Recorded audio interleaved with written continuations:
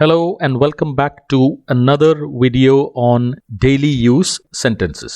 ഈ spoken English sentences ഇഷ്ടമായെങ്കിൽ share ചെയ്യുക, ലൈക്ക് ചെയ്യുക, സബ്സ്ക്രൈബ് ചെയ്യുക. Okay, so let's start. എന്തൊക്കെയാണ് ഞാൻ കാണാൻ വിട്ടുപോയത്? എന്തൊക്കെയാണ് ഞാൻ കാണാൻ വിട്ടുപോയത്? ഇപ്പൊ നമ്മളൊരു കലാപരിപാടിക്ക് ഒന്നില്ലെങ്കിൽ വൈകി എത്തുന്നു, അല്ലെങ്കിൽ അത് തീരുന്നതിന് മുന്നേ തന്നെ നമ്മൾ പോകുന്നു. അപ്പോൾ പിന്നീട് കൂട്ടുകാരായിട്ട് സംസാരിക്കുമ്പോഴാണ് നമ്മൾ ചോദിക്കുന്നത് എന്തൊക്കെയാണ് ഞാൻ കാണാൻ വിട്ടുപോയത്. What are the things that I missed seeing? What are the things that I missed seeing? I missed seeing, miss ചെയ്യുക, അതിനെയാണ് നമ്മൾ മിസ്ഡ് എന്ന് പറയുന്നത്. അപ്പോൾ കാണുവാൻ, സീയിങ്, ഐ മിസ്ഡ് സീയിങ്. അപ്പൊ ഞാൻ കാണുവാൻ മിസ് ചെയ്ത കാര്യങ്ങൾ എന്തൊക്കെയാണ് എന്നാണ് ചോദിക്കുന്നത്. വേറെ എന്തൊക്കെയാണ് ഞാൻ കാണാൻ വിട്ടത്, അല്ലെങ്കിൽ വേറെ എന്തൊക്കെയാണ് ഞാൻ കാണാൻ വിട്ടുപോയത്? What else did I miss seeing? What else did I miss seeing? ആദ്യം നമ്മൾ ചോദിക്കുന്നത് what are the things that I missed seeing. അപ്പൊ അവര് ഒന്ന് രണ്ട് കാര്യങ്ങൾ പറഞ്ഞു. അത് കൂടാതെ വേറെ എന്തൊക്കെയാണ് എന്നാണ് നമ്മൾ ചോദിക്കുന്നത്. What else did I miss seeing? ഈ പുസ്തകത്തിൽ നിന്നും 3 പേജുകൾ കീറി എടുത്തിട്ടുണ്ട്. ഈ പുസ്തകത്തിൽ നിന്നും 3 പേജുകൾ കീറി എടുത്തിട്ടുണ്ട്. 3 pages have been torn out from the book. 3 pages have been torn out from the book. കീറുക എന്നതിനെ TEAR, tear, tear അല്ല tear എന്നാണ് പറയുക.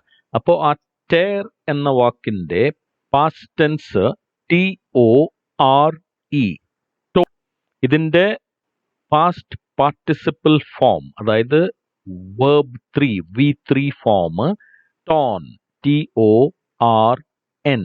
അപ്പോ tear, TEAR, tore, TORE past tense, TORN past participle torn. അപ്പൊ അതാണ് നമ്മളിവിടെ ഉപയോഗിച്ചിരിക്കുന്നത്. ഇപ്പൊ വേറൊരു എക്സാമ്പിള്, നിന്റെ ഷർട്ട് കീറിയിട്ടുണ്ട്. നിന്റെ ഷർട്ട് കീറിയിട്ടുണ്ട്. Your shirt is torn, TORN. അതേപോലെ അവൻ എൻ്റെ ഷർട്ട് കീറി. അവൻ എൻ്റെ ഷർട്ട് കീറി. He tore my shirt. TORE. അതേപോലെ എൻ്റെ ഷർട്ട് കീറാതെ. Don't tear my shirt. Don't tear my shirt. ഇവിടെ ഇൻട്രസ്റ്റിംഗ് ആയിട്ടുള്ള ഒരു കാര്യം എന്താണെന്ന് വെച്ചാൽ, ഈ TEAR, കീറുക എന്ന വാക്ക് അതേ സ്പെല്ലിങ്ങിൽ വേറൊരു അർത്ഥമുണ്ട്. കണ്ണുനീർ എന്ന അർത്ഥവും ഉണ്ട്. അതിന്റെ സ്പെല്ലിംഗ് TEAR ആണ്, വേർബാണ്. ഓക്കെ, കണ്ണീർ എന്ന് പറയുമ്പോൾ നൗൺ ആയിട്ട് അത് മാറും. ഓക്കെ, രണ്ടിന്റെയും പ്രൊനൗൺസിയേഷനും വ്യത്യാസമുണ്ട്. അപ്പൊ കീറുന്ന TEAR നമ്മൾ പ്രൊനൗൺസ് ചെയ്യേണ്ടത് ടിയർ എന്നല്ല, ടയർ.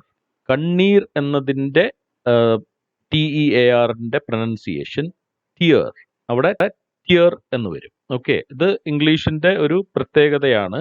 ഒരേ വാക്ക്, ഒരേ സ്പെല്ലിംഗ് പല രീതിയിൽ പല അർത്ഥത്തിൽ വരാവുന്നതാണ്. ഓക്കെ, അപ്പൊ നമ്മൾ ഈ കണ്ണീർ എന്നത് വെച്ചിട്ട് 2 എക്സാമ്പിൾസ് നോക്കാം.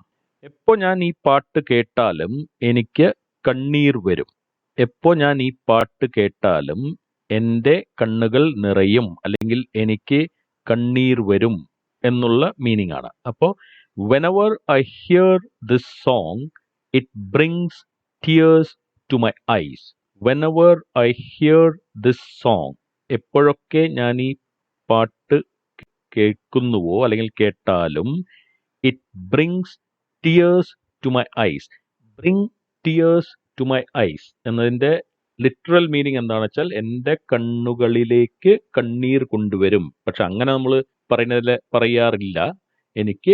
എൻ്റെ കണ്ണുകൾ നിറയും, അല്ലെങ്കിൽ എനിക്ക് കണ്ണീർ വരും, അല്ലെങ്കിൽ എനിക്ക് കരച്ചിൽ വരും. Whenever I hear this song, it brings tears to my eyes.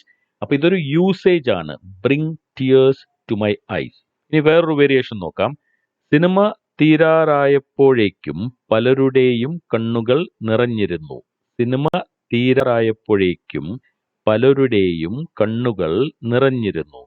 By the end of the movie, most people were in tears.